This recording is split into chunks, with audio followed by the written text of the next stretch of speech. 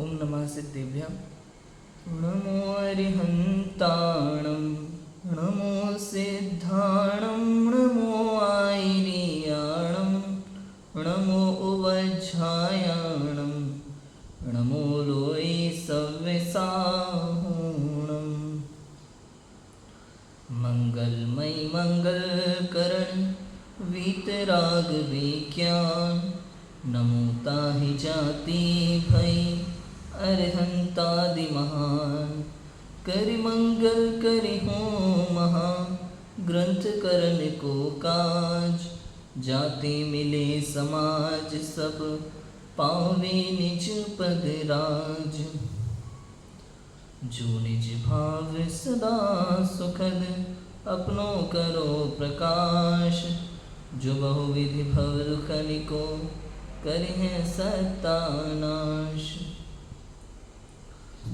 आचार्य कल्प पंडित टोडरमल जी द्वारा विरचित यह मोक्ष मार्ग प्रकाशक ग्रंथ है।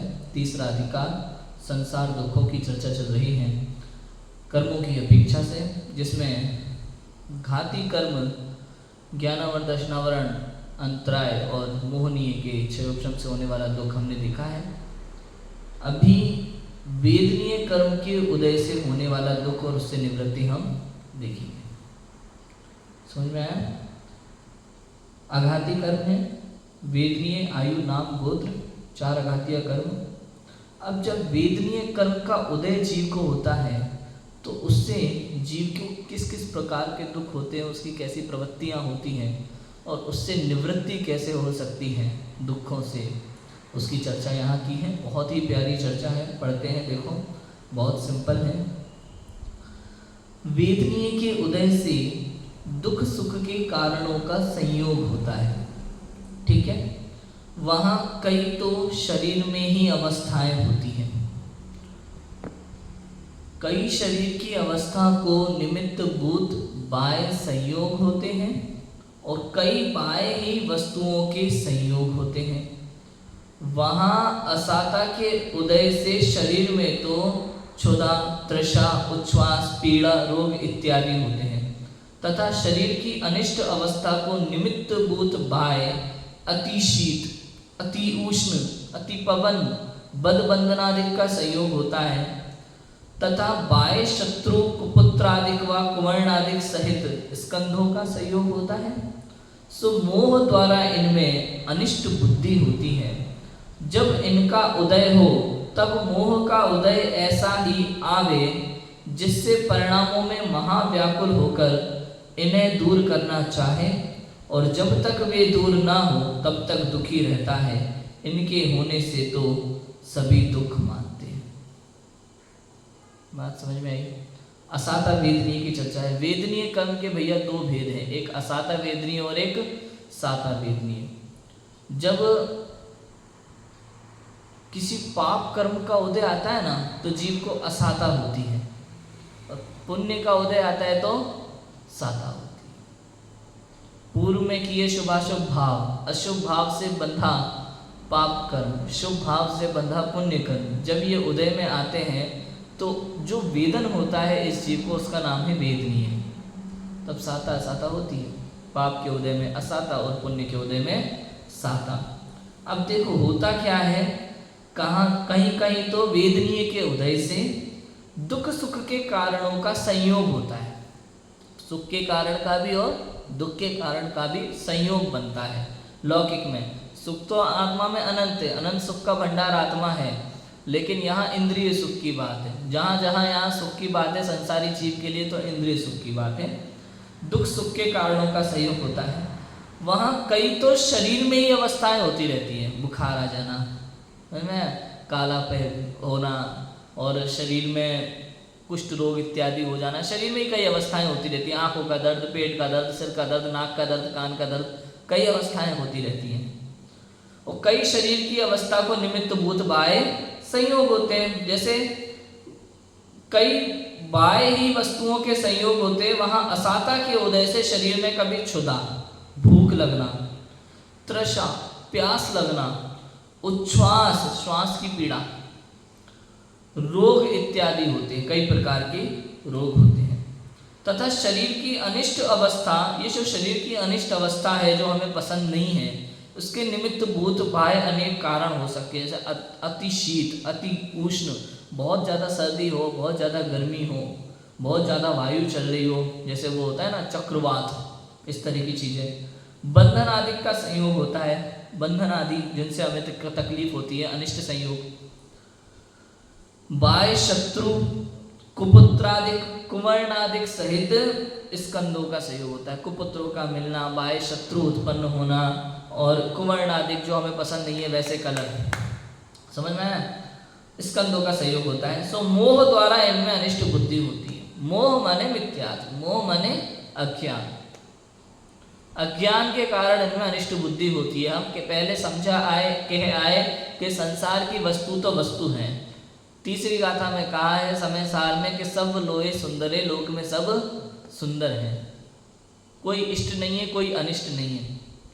जो भी है हमारे कर्मों का उदय है, हमारे पूर्व कर्म के उदय से मोह के कारण, वर्तमान में अज्ञान भाव के कारण से कोई हमें इष्ट लगती है, कोई अनिष्ट लगती है। वास्तव में तो वस्तु है।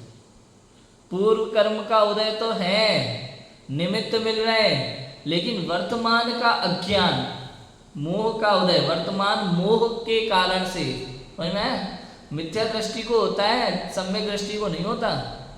ये इष्ट अनिष्ट की बुद्धि ये अज्ञान के कारण होती है। मिथ्या दृष्टि जीव करता है इसमें फेर बदल कि ये अच्छा है, ये बुरा है, इसको दूर करना चाहिए, इसको पास रखना चाहिए, इसको ऐसा कर देना चाहिए, उसको वैसा कर देना चाहिए। ये सब अज्ञानी जीवों के काम है। ज्ञानी जीव दोनों में मस्त रहता है। समझ में आया कि नहीं आया? वस्तु व्यवस्था जो है सो है, उसमें मस्त रहता है, ये ज्ञानी जीव होता है। तो ऐसा होता है।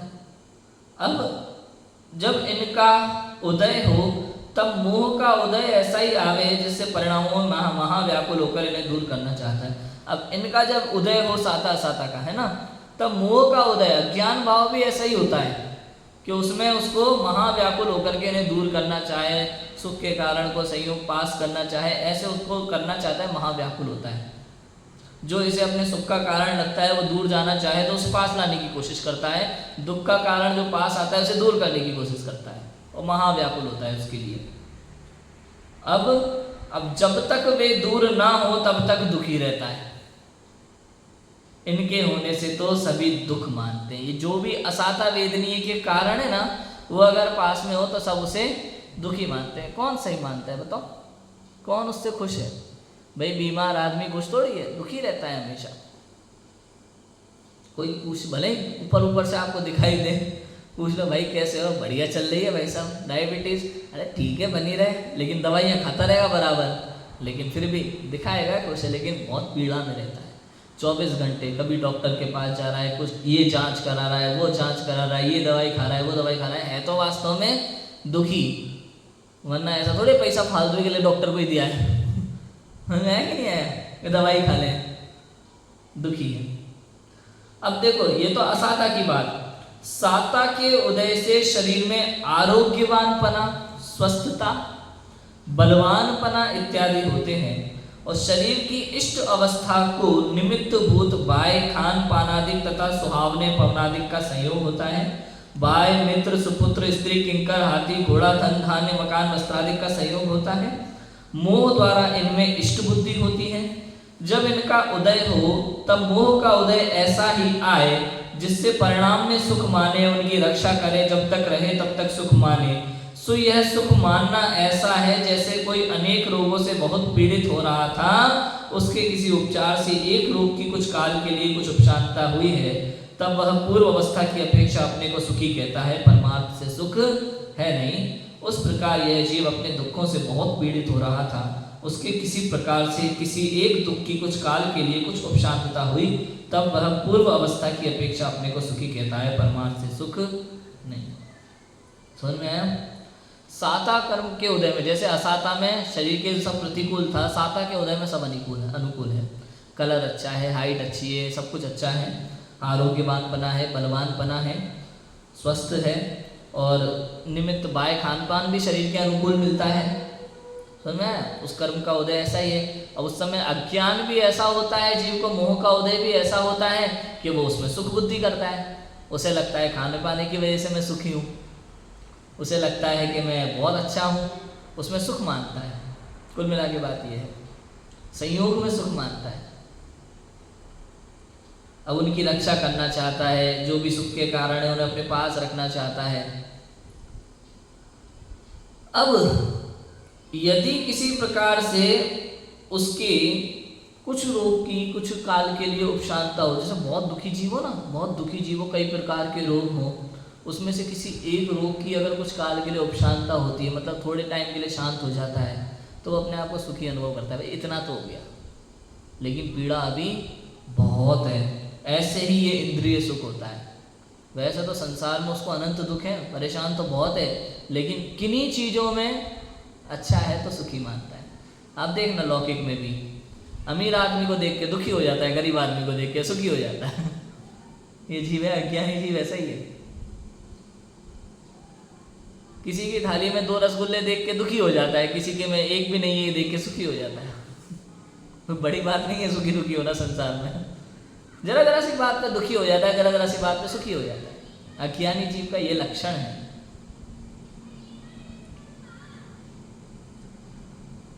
एक बार की बात है, अकबर ने बीरबल से पूछा, कोई ऐसा एक वाक्य बताओ, एक लाइन का, जिसको पढ़ने से जिसको बहुत ज़्यादा खुशी हो वो खुशी भूल जाए, और जिसको बहुत ज़्यादा दुख का कारण हो वो तो दुख भूल जाए। तो बीरबल ने एक उत्तर दिया, यह समय चला जाएगा। सुना है क्या उत्तर दिया? यह समय चला जाएगा। भाई पूर्व साता का उदय है तो अभी सारे बाह्य कारण हमारे सुख के लिए उपलब्ध हैं, और जब असाता का उदय आता है तो ये सारे कारण दूर हो जाते हैं। तो चाहे कितना ही हो, ये समय चला जाने वाला है। कोई हमेशा सुखी नहीं रहता संसार में, कोई हमेशा दुखी नहीं रहता। पल में सुखी हो जाता है, पल में दुखी हो जाता है। बच्चे को टीवी का रिमोट दे दो तो सुखी हो जाता है, ले लो तो वापस दुखी हो जाता है। मोबाइल दे दो तो हंसने लगता है, छुड़ा लो तो रोने लगता है। अज्ञानी जीव की पीड़ा ऐसी है। नौकरी लग गई तो सुखी हो गया, निकाल दिया तो दुखी हो गया। किसी ने प्रशंसा कर दी तो सुखी हो गया, निंदा कर दी तो दुखी हो गया। ये जीव ऐसा ही है, अज्ञानी जीव की ऐसी दशा है संसार में। दूसरों के हिसाब से जीता है ना, दूसरों के अनुसार जीता है। अपना जीवन रिमोट कंट्रोल सुना था ना हमने आज, दूसरों को दे रखा है। कोई प्रशंसा कर दे तो सुखी हो जाता है, निंदा कर दे तो दुखी हो जाता है। ये अज्ञानी जीव ऐसा होता है। पूर्व की अपेक्षा से अपने को सुखी कहता है, परमार्थ से वो सुख नहीं। इसके असाता का उदय होने पर जो हो उससे तो दुख भाषित होता है, इसलिए उसे दूर करने का उपाय करता है। साता का उदय होने पर जो हो उससे सुख भाषित होता है, इसलिए उसे रखने का उपाय करता है, परंतु यह झूठा है।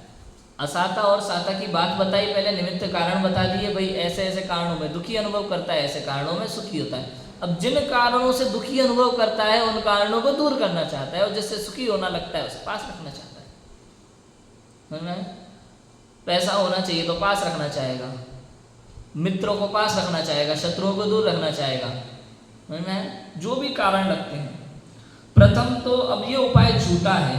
प्रथम तो इसके उपाय के अधीन नहीं है, वेदनीय कर्म के उदय के अधीन है। ये सारी व्यवस्था है ना अच्छी बुरी तेरी जो है, ये तेरे अधीन नहीं है, तेरे उपाय के अधीन नहीं है।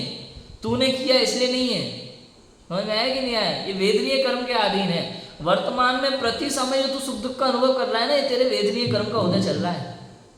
साता का उदय चल रहा है। साता के उदय में तो अपने आप को सुखी अनुभव करता है, साता के उदय में दुखी अनुभव करता है। बाह्य कारण सब झूठे हैं। निमित्त कुछ भी हो सकते हैं भैया, कुछ भी हो सकते हैं। निमित्त तो कोई बदला नहीं जा सकता। होना था उसी कारण से सुखी होना था, उसी कारण से दुखी होना था। ये कारण भी तेरे नहीं है, ऐसे ही होने थे। तो अपने आप को सब कुछ मान के बैठ जाता है। असाता को मिटाने और साता को प्राप्त करने के अर्थ तो ये सभी का यत्न रहता है। परंतु किसी को थोड़ा यत्न करने पर भी अथवा न करने पर भी सिद्धि हो जाए, किसी को बहुत यत्न करने पर भी सिद्धि नहीं हो, इसलिए जाना जाता है कि इसका उपाय इसके अधीन नहीं। क्लियर बात है, ज़्यादा दिमाग लगाने की जरूरत ही नहीं है भाई। अगर तू कर सकता है तो हमेशा सुखी रह सकता है, और तेरे हाथ में नहीं है, ऐसा होता नहीं है। समझ में आया कि नहीं आया? सबको होना चाहिए। फिर कौन चाहता है दुखी रहना, मुझे बताओ? सब सुखी होना चाहते हैं। सुख के लिए कितने उपाय करते हैं, लेकिन उपाय कैसे हैं? झूठे हैं। एक ही उपाय से किसी को सुख मिलता है, किसी को दुख मिलता है। इससे जानना चाहिए कि उसके पुण्य का उदय, तेरे पाप का उदय। सेम टू सेम करना है ना, सेम टू सेम है ना सब कुछ, तो भी उसका कार्य सिद्ध हो रहा है, तेरा नहीं हो रहा। बताओ, पढ़ाई करने से पास होते हैं। आपने देखा होगा पढ़ाई का अच्छे से अच्छे पढ़े लिखे लोग फेल हो जाते हैं, और जो बिल्कुल अनपढ़ होते हैं उनकी नौकरी लग जाती है, पास हो जाते हैं। गवर्नमेंट जॉब में कंपटीशन एग्जाम में क्या होता है, कहते हैं कि नहीं कहते? जो दिन रात साल भर 2-2, 3-3 साल, 4-4 साल तैयारी कर रहा था, उसकी नहीं लग रही, इसने 1 महीने पहले थोड़ा सा पढ़ के देख लिया, उसकी लग गई, तुक्का लग जाता है। ये पुण्य का उदय पाप का उदय काम करता है। कितना ही पढ़ लो, कितना ही रट लो किताबों को, अगर आपके पाप का उदय चल रहा है तो नहीं मिलेगा, और पुण्य का उदय चल रहा है तो पढ़ने की जरूरत ही नहीं, मिल जाता है। ऐसा होता है। समझ आया? इसके अनेक उदाहरण है, एक नहीं है, अनेक उदाहरण है। अब कदाचित उपाय भी करे और वैसा ही उदय आए, तो थोड़े काल तक किंचित किसी प्रकार की असाता का कारण मिटे और साता का कारण हो, वहां भी मोह के स्वभाव से उनको भोगने की इच्छा से आकुलित होता है। एक भोग्य वस्तु को भोगने की इच्छा हो तब तक वह नहीं मिलती, तब तक तो इसकी इच्छा से आकुल होता है, और वह मिली उसी समय अन्य को भोगने की इच्छा हो जाती है, तब उससे आकुल होता है। जैसे किसी को स्वाद लेने की इच्छा हुई थी, उसका आस्वाद जिस समय हुआ उसी समय अन्य वस्तु का स्वाद लेने की तथा स्पर्श आदि की भी इच्छा उत्पन्न होती है। ये इच्छाओं के कारण से तो कितना दुखी है संसारी जीव, झपट्टे मारता रहता है बस, उसको सारा सुख चाहिए एक बार में, लेकिन एक बार में इंद्रियों की इतनी ताकत ही नहीं है कि सारा सुख भोग सके, ताकत ही नहीं है भाई। आप सोचो, ये जो पानी भरते ना पानी, अब नल में पानी थोड़ा थोड़ा आ रहा है, ये आकुलित होता है, इंतजार करता है, ये चाहता है बाल्टी जल्दी भर जाए, लेकिन पानी तो उतना ही आ रहा है। इंद्रिय तो नल है, समझ में है? स्वाद ज्ञान का है, पूरा आनंद पूरा ज्ञान का है। अब इंद्रियों के निमित्त से आनंद लेता है ये तो संसारी जीव। अब इंद्रियों से तो उतना ही जानने में आता है मर्यादा सहित, थोड़ा थोड़ा थोड़ा थोड़ा थोड़ा थोड़ा, लेकिन इसको चाहिए बहुत जल्दी चाहिए, तो दुखी रहता है, आकुलित रहता है, व्याकुलित रहता है, परेशान होता है कि नहीं होता? कितना इजी है। उसी समय इसके साता का उदय चल रहा हो, और उसी समय ये उपाय भी कर रहा हो, और उसी समय उसको वस्तु प्राप्त हो रही हो, इसे लगता है मेरे उपाय से प्राप्त हुई, वास्तव में तो साता कर्म का उदय था। समझ में आया? और उसी समय इसको वस्तु प्राप्त हो जाती है। अब उस वस्तु को भोगने की इच्छा, अब उसको भोगने की इच्छा के समय दूसरी इच्छा उत्पन्न हो गई, वो भी चाहिए, तीसरी उत्पन्न हो गई, वो भी चाहिए, सारी चाहिए। अब राजू भाई, अनुकूल प्रतिकूल की भी कितनी समस्या है बताओ। अब तक तो हम सोच रहे थे भाई ये गाथा लगानी है, अब गाथा लगाने के पहले नई टेंशन आ गई, तस्वीर ऊपर करो, स्पीकर हटाओ, ये करो वो करो। अब उसके बाद याद भी नहीं मिल रहा भाई, पहले तो अप्रूवल मिले, ऊपर से अप्रूवल मिल गया तो आदमी नहीं मिल रहा काम करने वाला। समझ में आया कि नहीं? कितनी समस्या है। अब आदमी मिल भी जाए तो वो कह रहे मुझे काम आता ही नहीं है ये वाला, अब कर लो क्या करोगे। अब जिसको काम आता है वो कहते हैं मैं 4 गुना पैसे लूंगा। अब बोलो कितने, मतलब एक से दूसरा, दूसरे से तीसरा, कितनी समस्या हो जाती है। ये है जब असाता का उदय चलता है तो ऐसा होता है, और जैसे जैसे साता का उदय चलता है एक एक कारण खत्म होता जाता है, और एक समय ऐसा आता है असाता पूरी तरह से खत्म होती है, साता पूरी तरह से होती है, और एक काम तो कंप्लीट हो जाता है। समझ में आया कि नहीं आया? और चूंकि एक काम कंप्लीट होने पर दूसरी समस्या, तो ऐसे संसार में ये साता साता चलता ही रहता है भैया, और ये बाह्य कारणों से खत्म नहीं होता है, अंदर से ही अंदर में परिणाम बदले तो कर्मों का बंध कम हो, उसके बाद से ये तेरी समस्या का समाधान होगा। शुभ अशुभ परिणाम से निश्चित रूप से पुण्य पाप का बंध होता है, वो कर्म उदय में आते हैं, तो इस प्रकार सुख दुख रूप अवस्था जीव की होती है। तीसरा जो शुद्ध परिणाम है वही एक ऐसा भाव है जिस समय जीव निर्बंध होता है। शुद्ध भाव में जीव के कर्मों का बंध नहीं होता, उल्टा पूर्व के बंधे हुए कर्मों की निर्जरा हो जाती है, वही आश्रय करने योग्य है शुद्ध भाव। समझ आया कि नहीं आया? ऐसा है। एक ही वस्तु को पहले अन्य प्रकार से भोगने की इच्छा हो, जब तक वह नहीं मिले तब तक उसकी आकुलता रहे, और वह भोग हुआ उसी समय अन्य प्रकार से भोगने की इच्छा हो जाती है। जैसे स्त्री को देखना चाहता था, जिस समय अवलोकन हुआ उसी समय रमण करने की इच्छा होती है। ऐसे भोग भोगते हुए भी उसके अनेक उपाय करने की आकुलता होती है, उन्हें छोड़कर अन्य उपाय में लग जाता है, वहाँ अनेक प्रकार की आकुलता रहती है। तो स्त्री की बात, दूसरी बातें भी बहुत हैं, दुखी रहता है। अभी सोचता है मुझे इससे बात करने मिल जाए, अभी देख रहा था, अब बात करने की इच्छा हुई, बात करने की इच्छा होती है तो सोचता है उससे दोस्ती करूं, दोस्ती करने की इच्छा खत्म होती है तो दूसरी इच्छा होती है, दूसरी इच्छा खत्म होती है तो तीसरी इच्छा होती है। इच्छा खत्म नहीं होती जीव की, समझ में है कि नहीं है? ऐसा होता है। देखो, एक धन का उपाय करने में, व्यापार आदि करते हुए तथा उसकी रक्षा करने में सावधानी करते हुए कितनी आकुलता रहती है। क्षुधा, तृषा, शीत, उष्ण, मल, श्लेष्मादि असाता का उदय आता ही रहे, उसके निराकरण से सुख माने, सो काहे का सुख है। ये तो रोग का प्रतिकार है। जब तक क्षुधादिक रहे तब तक उनको मिटाने की इच्छा से आकुलता होती है, जब मिटे तो कोई अन्य इच्छा उत्पन्न होती है, आकुलता रहती है, फिर क्षुधादिक हो तो उनकी आकुलता हो जाती है। कहने का मतलब ये है कि जीव आकुलित व्याकुलित तो रहता ही है। पहले तो पेटी भरने की इच्छा होती है, पेटी भरने के चक्कर में पेट भरना भूल जाता है, फिर पेट भरने की इच्छा होती है तो पेटी भरना भूल जाता है, कहीं ना कहीं दुखी रहता ही रहता है। समझ में आया कि नहीं आया? बचपन से क्या सिखाया जाता है? पढ़ाई करना, जॉब करना, मेहनत करना, किस लिए? खाने को कौन देगा? पेट भरने के लिए। लेकिन भाई साहब, पढ़ाई करते हो, चाहे नौकरी करते हो, चाहे व्यापार करते हो, खाने के लिए कभी नहीं कर पाते। पूरा जीवन देख उठा लो किसी भी व्यक्ति का, बचपन से यही सिखाया जाता है कि नौकरी किस लिए करना, पढ़ाई किस लिए करना? पेट के लिए, खाने के लिए, कपड़ों के लिए। जबकि ऐसा बिल्कुल नहीं है, सफेद झूठ है। अगर खाने के लिए करते हो तो पढ़ाई करते समय खाना क्यों त्यागना पड़ता है आपको? आप देखो कभी कोटा में जाकर के देखो, आईआईटी वगैरह करते हैं ना ये बच्चे जो दिन रात पढ़ते हैं हॉस्टलों में, इनको खाना नहीं मिलता ढंग से। चाय जैसा रूखा सूखा भूखे रह लेते हैं, बाहर से कुरकुरे लेकर खा रहे हैं, ये कर रहे हैं, वो कर रहे हैं। कई बार तो पढ़ाई के चक्कर में जो ज़्यादा पढ़ने वाले लड़के होते हैं ना, वो तो खाना ही भूल जाते हैं। एक टाइम खा रहा, दूसरा टाइम खाने का होश ही नहीं है, पता चला किताब उठा के बैठे तो शाम को ही उठ रहे हैं सीधा। दिन रात लगे, तबीयत खराब हो रही है, आंखें खराब हो रही है, डॉक्टर को पैसे दिए जा रहे हैं, लगे दिन रात, होना कुछ नहीं है। समझ आया कि नहीं आया?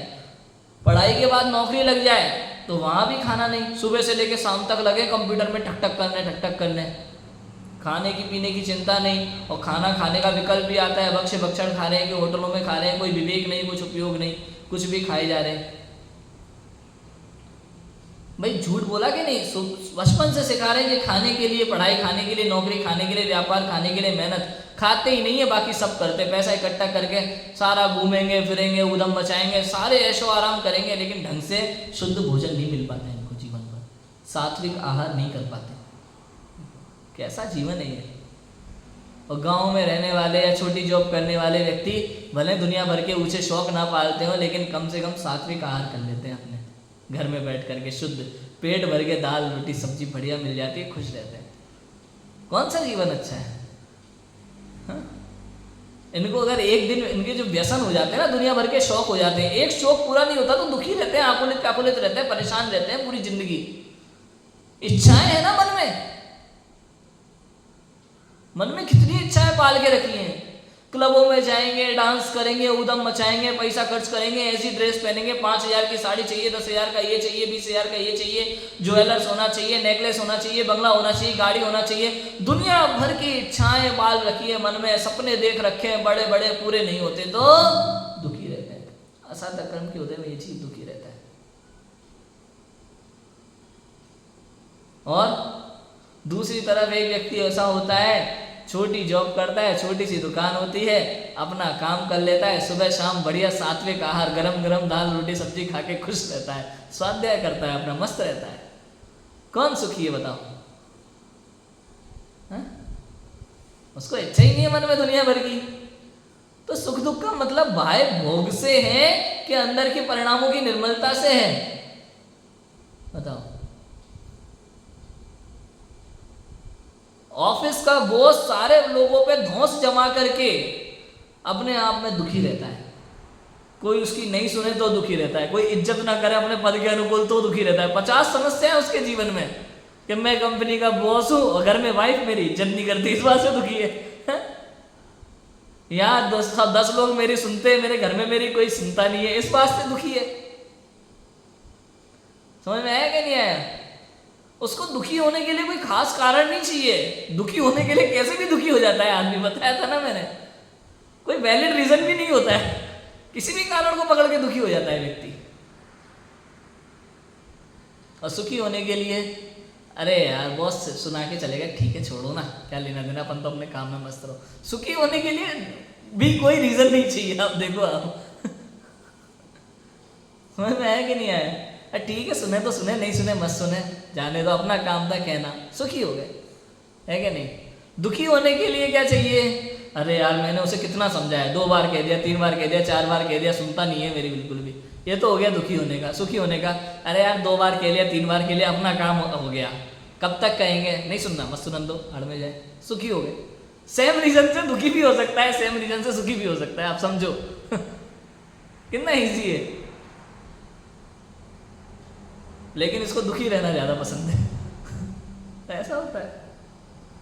अब यहाँ ये कह रहे हैं साता का उदय होगा ना तो तुम्हारे अनुकूल चलेगा, असाता का उदय है तो प्रतिकूल चलेगा, इसमें तुम्हारा कोई लेना देना है ही नहीं। तुम कितना ही कह लो, यदि तुम्हारे असाता का उदय है ना वो तुम्हारे प्रतिकूल ही रहेगा। तुम कितना ही कह लो, यदि तुम नहीं भी कहो ना कुछ भी, तो भी तुम्हारा साता का उदय है ना तो व्यक्ति तुम्हारे अनुकूल चलेगा। यहाँ तुम्हारे समझाने ना समझाने का कोई लेना देना ही नहीं है, तुम्हारे कहने ना कहने से कुछ फर्क ही नहीं पड़ रहा है। यहाँ पे यहाँ तो ये कहना चाह रहे कि तेरे असाता और साता का उदय चल रहा है, इसलिए सामने वाला व्यक्ति तेरे अनुकूल और प्रतिकूल है, ये कहना चाह रहे हैं। समझ में आया कि नहीं आया? कितना इजी है। केवल व्यक्ति नहीं, कोई भी वस्तु, तेरे असाता का उदय है तो तेरे लिए सारी वस्तुएं उल्टा काम करेगी। तू उस रोग को मिटाने के लिए दवाई लाया था, उल्टा उस रोग से तू मर जाएगा, तेरे अगर असाता का उदय है तो उल्टा और तेरी पीड़ा बढ़ जाएगी। समझ में आया कि नहीं आया? ऐसा होता है। साता का उदय हो तो कोई तेरे को विष देना चाहे और विष अमृत बन जाए तेरे लिए, देखो ऐसा होता है। तो जीव को बाह्य कारणों में दिमाग लगाने की तो आवश्यकता ही नहीं है, ये कहना चाह रहे हैं, जरूरत ही नहीं है। तेरी बुद्धि लगाने से कुछ होने वाला ही नहीं है। कई बार लोग ऐसा कहते हैं भाई बुद्धि तो लगानी पड़ा, लगाने वाला होता कौन है भाई? तू तेरी बुद्धि अपने आप लग रही है, चिंता मत कर। ज्ञान प्रति समय काम कर रहा है, ज्ञान को काम कराना नहीं पड़ता, ज्ञान काम करता है। आप बताओ राजू भाई, ऐसा क्या करे कि शक्कर दूध को मीठा कर दे? बताओ ऐसा क्या करे कि शक्कर मीठी हो जाए? बोलो क्या किया जाए ऐसा? अरे भाई शक्कर मीठी है, समझ में आएगी नहीं आएगी? ऐसा क्या करें कि हम ज्ञान सही उपयोग कर रहे हैं? भाई ज्ञान अपना काम सही तरीके से ही कर रहा है। ये तुम्हारा मोह का उदय है जिसके कारण से तुम्हारी ये सब अवस्थाएं हो रही है, तुम सुख दुख रूप कल्पना कर रहे हो। बात समझ में आ रही है कि नहीं आ रही? ज्ञान लगाने की, ज्ञान को सही कार्य कराने की, बुद्धि को सही जगह लगाने की जरूरत नहीं पड़ती, वो तो अपना काम सही तरीके से ही करता है। ये तुम्हारे मोह का उदय है जिसके कारण से तुम इष्टनिष्ट कल्पना करके दुखी होते रहते हो, और कुछ नहीं है। कितना सिंपल है, आप देखो कितना इजी है। इतना समझ में आ जाए तो जीव आनंद में है, मस्त है। ऐसा है। इस प्रकार इसके उपाय करते हुए कदाचित असाता मिटकर साता हो, वहां भी आकुलता बनी रहती है, इसलिए दुखी रहता है। देखो उपाय करते हुए कभी कभी असाता मिटकर साता हो, मतलब उस समय उसके असाता कर्म का उदय गया, साता का आ गया, उसी समय इसका उपाय खत्म हुआ, इसको लगता है इस उपाय की वजह से साता हुई, लेकिन वहां भी आकुलता, दुखी तो रहता है, परेशान तो रहता ही है। समझ में आया कि नहीं आया? चाहता तो ये था कि बस बेटे की शादी हो जाए, बेटे की शादी के लिए परेशान था, ज्योतिषी के पास गया, उपाय किया। अब मान लो उसके उस कर्म का उदय गया कि उससे जिसके कारण से उसकी शादी नहीं हो रही थी, कर्म के उदय की स्थिति खत्म हुई और शादी हो गई। चलो इसने उपाय को पूरा श्रेय भी दे दिया कि इस पंडित जी ने उपाय बताया, वो काम कर गया, बेटे की शादी हो गई। वास्तव में तो होनी थी, उपाय करे नहीं करे उससे कोई लेना देना ही नहीं था। समझ में आया कि नहीं आया? अब शादी तो हो गई, अब बहू कैसी मिली ये समस्या है दहेज मिला के नहीं मिला ये समस्या है। मतलब दुख खत्म नहीं होते इसके कभी भी, ये कभी सुखी रह ही नहीं पाता। अज्ञानी जीव संसार में कभी सुखी रह सकता नहीं है, ये बात तो पक्की है। रेत में से तेल निकल सकता है, संसार में से सुख नहीं मिल सकता। इसलिए हमारे दिगंबर मुनिराजों ने संसार का त्याग किया है। इसलिए हमारे दिगंबर मुनिराज संसार के कार्यों में अड़चन नहीं लगाते, कभी भी दिमाग नहीं लगाते ज़्यादा, क्योंकि उन्हें पता है कि हमारे करने से कुछ होने वाला है ही नहीं। सारी व्यवस्था व्यवस्थित है, केवल ज्ञानी जान रहे हैं सब कुछ। समझ में आया कि नहीं आया? इसलिए कभी हमारे दिगंबर मुनिराज इसलिए जंगलों में रहते हैं, अपनी आत्म साधना में मग्न रहते हैं। संसार का कल्याण ये सब नेताओं के काम है, सेठों के काम है। दिगंबर मुनिराज नहीं करते ऐसा कभी। दिगंबर मुनिराज अपने आत्म कल्याण में रहते हैं। हाँ, उनके आत्म कल्याण के कार्यों से संसारी जीव का भला स्वयमेव हो जाए वो एक अलग बात है, लेकिन उनको कभी भी संसारी जीवों के कल्याण में बुद्धि लगाने का भाव नहीं आता। लिखा ना, अमृतचंद्र आचार्य ने आत्मख्याति टीका लिखी संस्कृत की। क्या लिखा उन्होंने? मेरी आत्मा की ख्याति, मेरी आत्मा की प्रसिद्धि के लिए, मेरी आत्मा की सिद्धि के लिए मैं ये टीका लिख रहा हूँ। नियम सार मेरे लिए लिख रहा हूँ। वो अपने लिए लिखते हैं, जो भी लिखते हैं उनके भाव बने रहे। शुद्ध भाव में से जब शुभोपयोग में आते हैं तो शुभोपयोग में आने के बाद कुछ तो शुभोपयोग में तो प्रकृष्ट ऊंचे कार्य ही होते हैं। तो जिनवाणी लिखना, पढ़ना, सुनना, इनका भाव आता है और वो अपना कार्य करते रहते हैं, उससे भव्य जीवों का भला होता रहता है। कितना अच्छा है। ये हमारा जैन दर्शन है, हमारा जैन सिद्धांत ऐसा है। ऐसे भी तो रहना तो होता नहीं है। उपाय करते करते ही अपने को असाता का उदय ऐसा आए कि उसका कुछ उपाय नहीं बन सके और उसकी पीड़ा बहुत हो, सही ना जाए, तब उसकी आकुलता से विवल हो जाए तो महादुखी होता है। उपाय करते करते अपने को ऐसा असाता का उदय आए कि उसका कुछ उपाय नहीं बने, उसकी पीड़ा बहुत होती है। अब बताओ, आप किसी से पंडित से ज्योतिष से उपाय मांग लाया और उपाय करते करते असाता का इतना तीव्र उदय आ जाता है कि सारा उपाय धरा रह जाता है, उल्टा असर कर जाता है। ज्योतिष तो कोई ना कोई गलती निकाल के सारा पल्ला झाड़ लेगा, पंडित तो भाई मैंने कैसे बताया था लेट के करना है, तुमने बैठ के किया, सारी गलती यही हो गई। क्या करोगे बोलो? अज्ञानी जीव फंस जाता है इन चीजों में, क्या करोगे बताओ? मैंने बताया था शुद्ध पढ़ना, तुमने अशुद्ध पढ़ा होगा। कुछ भी वो तुम्हारी गलती निकाल के पल्ला झाड़ लेगा अपना, कर लो, क्या करोगे? तुम्हारा उपाय उल्टा पड़ जाएगा। असाता का उदय ऐसा होता है, आकुलता से विवल होता है, महादुखी होता है। सो इस संसार में साता का उदय तो किसी पुण्य के उदय से किसी के कदाचित ही पाया जाता है। बहुत जीवों के बहुत काल तक असाता का ही उदय रहता है, इसलिए उपाय करता है वे सब उपाय झूठे हैं। साता का उदय कम होता है भैया, संसारी जीवों के असाता का ही ज़्यादा होता है। समझ में आया कि नहीं आया? दिन भर दुखी है तो बीच में एक आध चीज ऐसी भी आ जाती है कि सुखी हो जाता है, बाकी रहता तो मैं दुखी है। समझ में आया कि नहीं आया? ऐसा होता है। अथवा देखो अब आगे कहते हैं कि बाह्य सामग्री से सुख दुख मानते हैं सो भ्रम है। अब पंडित टोडरमल जी कहते हैं बाह्य सामग्री से सुख दुख मान रहे हैं, ऐसा भ्रम है। सुख दुख तो साता असाता उदय होने पर मोह के निमित्त से होते हैं, ऐसा प्रत्यक्ष देखने में आता है। लक्ष्य धन के धनी को सहस्त्र धन का व्यय हुआ, मतलब लखपति को सहस्त्र हजार का व्यय हुआ तो वो दुखी, वो तो दुखी है, और शत के धनी को सहस्त्र धन हुआ तब वह सुख मानता है। क्या लिखा? लक्ष्य धन के धनी को सहस्त्र धन का व्यय हुआ तब वह तो दुखी है, और शत धन के धनी को 100 का धनी है उसको सहस्त्र धन हुआ तो वो सुख मान लेता है।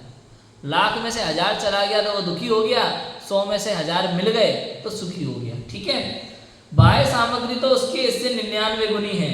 अथवा लक्ष्य धन के धनी को अधिक धन की इच्छा है तो वह दुखी है, और शत धन के धनी को संतोष है तो वह सुखी है।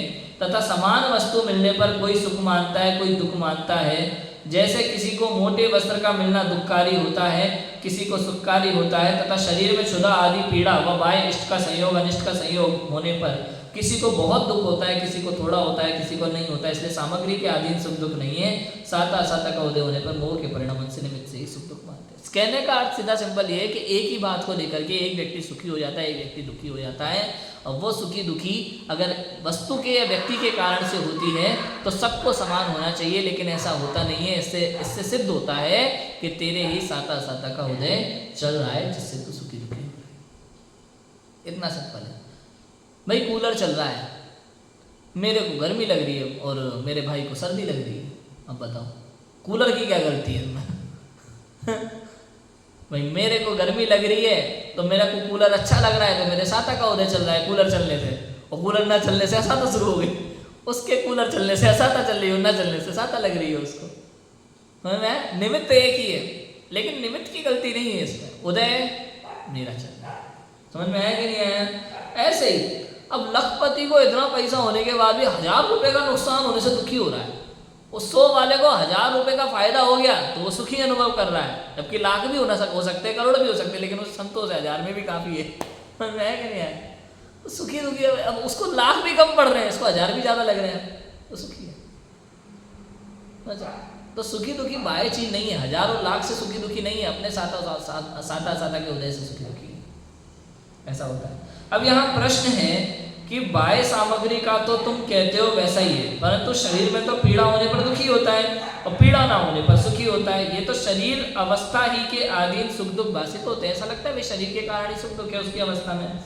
तो कहते हैं देखो उत्तर कि आत्मा का तो ज्ञान इंद्रियाधीन है और इंद्रियां शरीर का अंग है, इसलिए इसमें जो अवस्था हो उसे जानने रूप जो ज्ञान परिणमित होता है, उसके साथ ही मोह भाव हो, उससे शरीर की अवस्था द्वारा सुख दुख विशेष जाना जाता है। तथा पुत्र धनादिक से अधिक मोह हो तो अपने शरीर का कष्ट सहे उसका थोड़ा दुख माने, और उनको दुख होने पर अथवा उनका संयोग मिटने पर बहुत दुख माने। और मुनि हैं वे शरीर को पीड़ा होने पर भी कुछ दुख नहीं मानते, इसलिए सुख दुख का मानना तो मोह ही के अधीन है। समझ में आया कि नहीं आया? अब देखो अज्ञानी जीव हम शरीर के दुख को दुख मानते हैं, बहुत रोग आदि को बहुत दुख मानते हैं, और अपने से ज्यादा अपने बच्चों के रोग को दुख मानते हैं, क्योंकि उनका शरीर तो अलग है प्रत्यक्ष में। और मुनिराज जंगल में अपने शरीर से भी परे रहते हैं, वो अपने शरीर के दुख को भी दुख नहीं गिनते। यहाँ शरीर को सियालिनी काट रही है, गज कुमार के सिगड़ी रखी है मुनिराज पे, कहीं गले में सर्प डला है, चींटियां काट रही है, कहीं पांडवों के हाथों में लोहे के कंगन पहने हुए हैं, लेकिन वो अतीन्द्रिय आनंद में मस्त है, वो दुखी नहीं लग रहा उनको। हमें उनके शरीर का दुख देख देख के पीड़ा होने लगती है। तो अज्ञानी जीव को मोह के कारण से दुख है, उनको मोह नहीं है शरीर से इसलिए वो सुखी है, हमें उनके शरीर से मोह हो रहा है इसलिए हम दुखी है। समझ में आ रहा है कि नहीं आ रहा? तो दुख का कारण ये मोह है, परिस्थिति नहीं है। परिस्थिति दुख का कारण नहीं है, दुख का कारण क्या है? मोह है। ऐसा है। अब देखो मोह के और वेदनीय के निमित्त नैमित्तिक संबंध है। अज्ञान ये और सभी कर्मों में अज्ञान है, निमित्त नैमित्तिक संबंध है, इसलिए साता असाता के उदय से सुख दुख का होना भाषित होता है। तथा मुख्यतः कितनी ही सामग्री साता के उदय से होती है, कितनी असाता के उदय से होती है, इसलिए सामग्रियों से सुख दुख भाषित होते हैं, परंतु निर्धार करने पर मोह ही से सुख दुख का मानना होता है।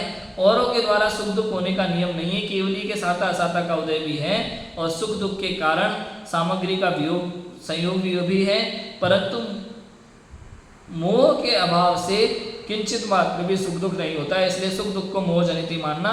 इसलिए तो सामग्री को दूर करने का या होने का उपाय करके दुख मिटाना चाहे और सुखी होना चाहे तो तेरा उपाय छूटा है। भाई केवली को भी सुख दुख का संयोग वियोग रहता है, भाई का सुख दुख का संयोग वियोग मतलब सुख दुख के कारणों का।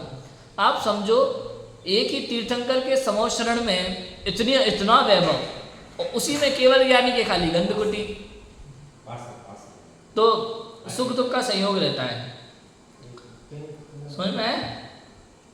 तो सच्चा उपाय क्या है इससे बचने का कि सम्यक दर्शनादिक से भ्रम दूर हो, तब सामग्री से सुख दुख भाषित नहीं होता, अपने परिणाम ही से भाषित होता है।